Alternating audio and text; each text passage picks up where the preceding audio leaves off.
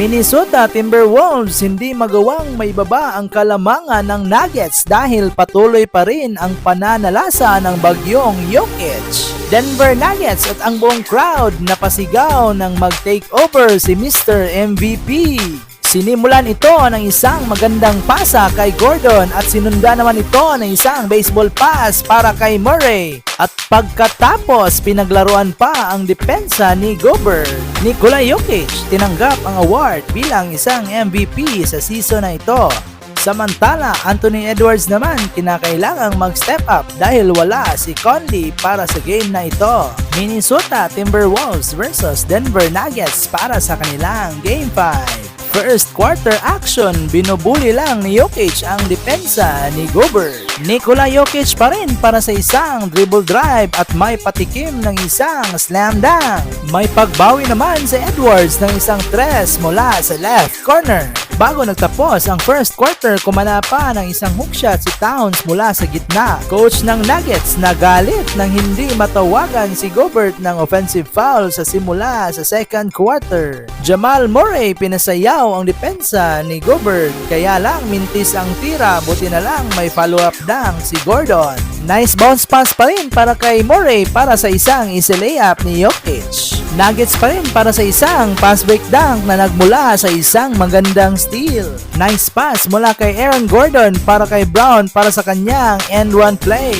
Gordon-Jokic combination naman this time para sa Nuggets. Isang magandang bounce pass ni Jokic para sa isang dunk ni Gordon. Tres naman ang binitawan ng ating season MVP. Baba sa 4 points ang kalamangan ng Nuggets pagkatapos ng isang tres ni Alexander Walker. Isang floater naman ang pagbawi ni Murray bago nagtapos ang second quarter. Sa simula sa third quarter, bahagya pang lumamang ang Wolves nang kumana ng isang tres si Towns. Agad naman itong binawian ng Nuggets ng isang tres mula kay Michael Porter Jr. Nice feed naman mula kay Towns para kay Gobert sa ilalim. Denver Nuggets at ang buong crowd napasigaw ng mag-take over si Mr. MVP.